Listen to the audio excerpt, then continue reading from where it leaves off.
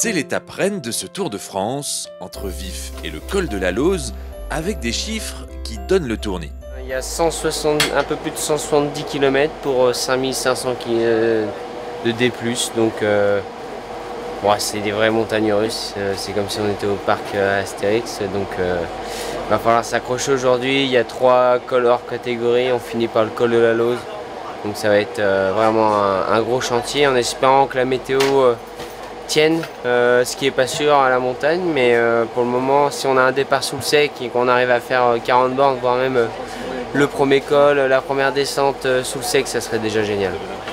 Madeleine. Merci. Tu m'as dit que j'en avais plus que 2 ? Dans la voiture 2. Voiture 1, t'en as 2. Et oui, la météo est incertaine. Ce matin, le bus est agité. Chacun veille à ne manquer de rien. On anticipe pour pas se faire avoir après. Voilà, la météo en montagne, ça change vite, donc on donne des vestes aux assistants au sommet des cols pour pouvoir se rhabiller et pas prendre froid dans la descente, parce que là on part au pied des bosses en combi été, donc très allégé, mais en haut des cols il y a 10-11 degrés, donc s'il se met à pleuvoir on peut vite attraper froid. Puis en fin de troisième semaine on est bien fatigué, donc voilà, ce serait bête de tourner malade maintenant, donc c'est juste l'anticipation et après la journée se passe mieux. Non, tous les jours on a des étiquettes, sauf que j'aime bien grossir un peu les chiffres, parce que voilà, pour la visibilité, que ce soit un peu plus simple pour moi, pour éviter de trop regarder le guidon, je préfère regarder plus devant moi. Puis voilà, un peu de journal qui traîne un peu dans mon sac, parce que hier j'avais les chaussures mouillées. Donc voilà, je vais m'en servir aujourd'hui en haut d'une bosse pour me couvrir un peu, à place de voler un carton à la Julien, à la Philippe. Je préfère garder mon journal avec moi. Merci. Merci beaucoup. Bravo pour l'inside. Au top. T'as vu? Merci les mecs. Toujours 11e au classement général ce matin, Jordan a vu sa cote de popularité monter en flèche. Oui, forcément, je suis un peu plus reconnu par les spectateurs. Donc, je signe un peu plus d'autographes, un peu plus de photos. Mais c'est sympa et ça fait du soutien et ça donne encore des meilleures jambes.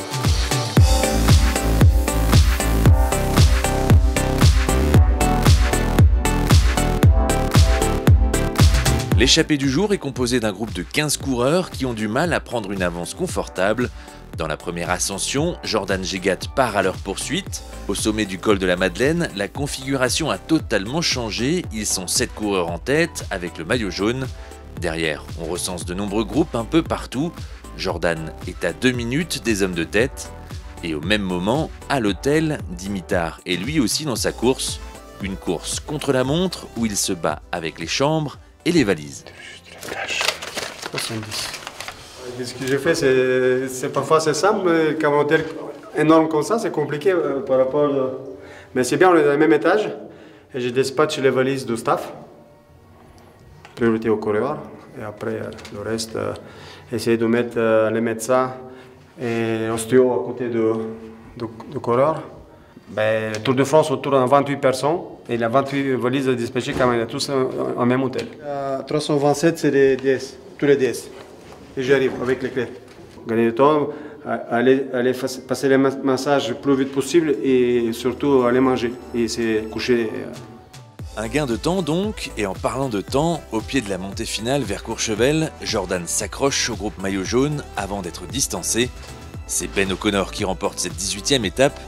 Jordan est 20e et reste 11e au général. Les coureurs arrivent, épuisés.